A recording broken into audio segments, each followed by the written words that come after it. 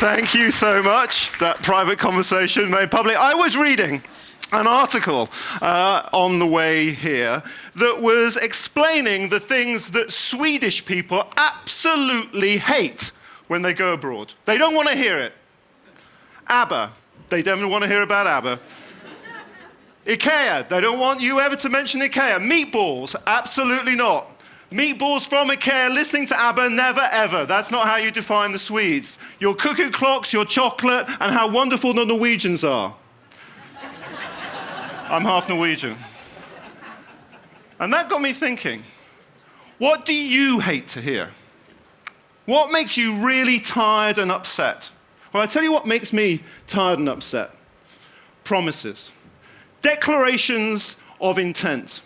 Because too often, in the history of health, and in particular, the recent history of global health, we have overpromised and we have under-delivered. And last week, the World Bank, which makes a habit of overpromising and under-delivering, did so again. In January, they forecast that global growth was going to be around 3% this year. And last week, they announced their new estimates, their new promise for 2016, down by 0.5% to 2.4%. 2.4% is the global average. If you live in the US, it'll be 1.9%. If you're in the European Union, it will be 1.6%. Anybody here from Brazil? Sad to say, it's minus 4.4%. And if you live in sub-Saharan Africa, remember those days not long ago where economic growth in sub-Saharan Africa was projected to be over 5% per annum? Easily enough for African countries to mobilize domestic resources to pay for all the things that we wanted them to pay for. Well, now, this year, economic growth is projected to be 2.5%. Way too low for what we need. So our vision, everything we've heard today, we are seeing that on a background of contracted economic hopes and a narrowed vision. And that's creating uncertainty. Look at my poor country, the United Kingdom, June the 23rd, the big vote about who we are. Do we love the world or do we love ourselves? It's a really knife-edge moment. And it's true, we are going through enormous political, economic, and social change, harmony between nations. The spirit of cooperation between countries is weakening. Anxiety is breeding intolerance. Insecurity is fostering hate, xenophobia, and now outright racism. Violence, displacement, and fear are replacing peace, shelter, and confidence. Trust is ebbing. It really feels like this is a turning point for humanity. And that's how I wake up every morning, thinking of all these things. It's depressing. You don't want to wake up with me. But then, every morning, I think of the words of a great French writer, André Gide, because he said this: to love the truth is to refuse to be saddened by it. What an inspirational idea, to love the truth, everything around us in the world. To love that means that we are never going to let ourselves be saddened or depressed by that. And with a spring in my step, I jump out of bed, and it's going to be another exciting day. What is the challenge based on what we've heard today? 2. 1, to translate the technical, about which we've heard a lot, into the political, about which we've heard less. And second, to translate the ideal, again, which we've heard some, into the feasible.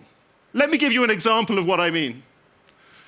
We know that the interventions to save the lives of women and children, reproductive health, maternal newborn health, and child health interventions, if we took all of those and we apply them in the 75 countries where most women and children die, and we scaled that up to 90% of the population, we could avert the deaths of over 4 million children and mothers. We know that. So why aren't we doing it? We know where to do it, we know what to do, we have the knowledge, but we're not doing it. Why are we not doing it?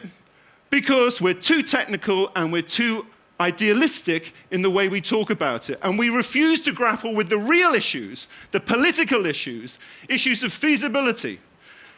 Why?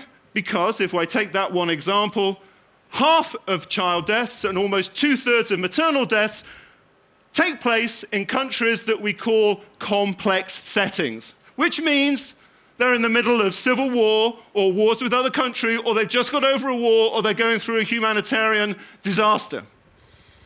And so our wonderful evidence, the fantastic science, the things we know we can do don't get done because we're talking to ourselves. We're not thinking about how we apply that knowledge in the real world. So,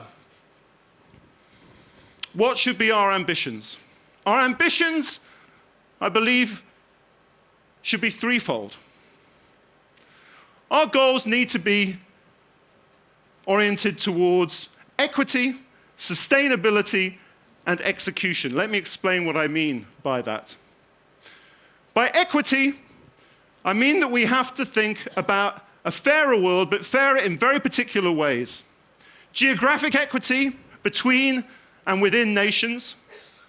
Gender equity, because we still see appalling disempowerment of women who are uncounted, unrewarded, unvalued in every country of the world, not just in some countries of the world.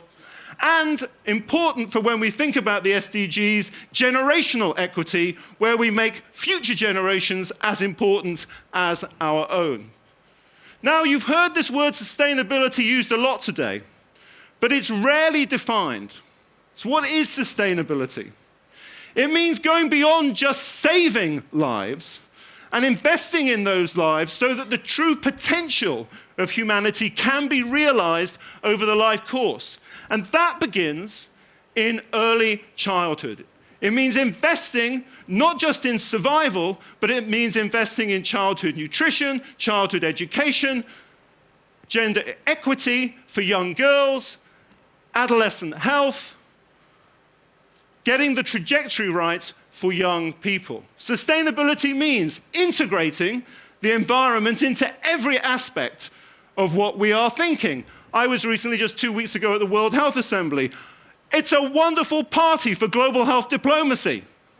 Don't get me wrong. But it is a total failure when it comes to integrating these issues of sustainability into what we think about health. And the third dimension of sustainability that's going to be so important is the notion of economic growth. Are we still going to carry on thinking about economic growth in the way we have, make, use, dispose, or, and this was mentioned earlier this afternoon, can we really conceive of a circular or performance economy that thinks about reuse, recycling, and redeployment? And third, execution. Execution, what does that mean? In my world of health, that means usually asking for more money. I want a global fund for AIDS. Now I want a global fund for child health. And how about a global fund for X, Y, and Z? But it's not about money. It shouldn't be about money. It's about people. It's about the human capital we create, or at present don't create, to create the transformations that we really need. Last year, we launched a commission on planetary health. What do we mean by planetary health? It sounds ridiculous, doesn't it? Planetary health. What about intergalactic health next? By planetary health, we meant the health of civilizations and the ecosystems on which they depend. Why health of civilizations? If you go into any museum, you'll see the artifacts of past civilizations. In other words, there's no guarantee that ours is going to be around in 200 or 300 years' time. We think about individual health, we think about public health, but we also need to think about the health of our societies, the health of our cultures, and whether they can grapple with and answer the questions that are threatening us. And we have to link that to the biosphere, which is one life. And we drew 3 conclusions in that commission. First, that we had to redefine the meaning of prosperity, to go beyond wealth and much more about the meaning and purpose of our existence. To redefine the idea of implementation, so that it was now going to be much more about accountability, and I'll come back to this in a minute, not just about promises. And third, that we wanted to redefine the meaning of knowledge, because knowledge isn't working for us at the moment. We have all this knowledge about how to save children's lives, but we're not applying it because we don't have the knowledge we need to really apply it to understand the complexities of the world we are in. So let's come on to implementation. What do we do to implement? You've heard about these 17 SDGs. That's great. It is a moral and political success. But I'm afraid I don't buy the arguments that we have accountability at present.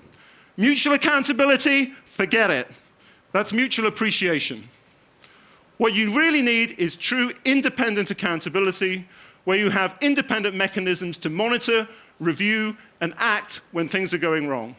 And right now, the SDGs do not have independent accountability bolted onto them. Indeed, countries, in particular the G77, refused to endorse independent accountability as part of the SDG process. Why? Because they're fearful of being held to account. It's the last thing political leaders want.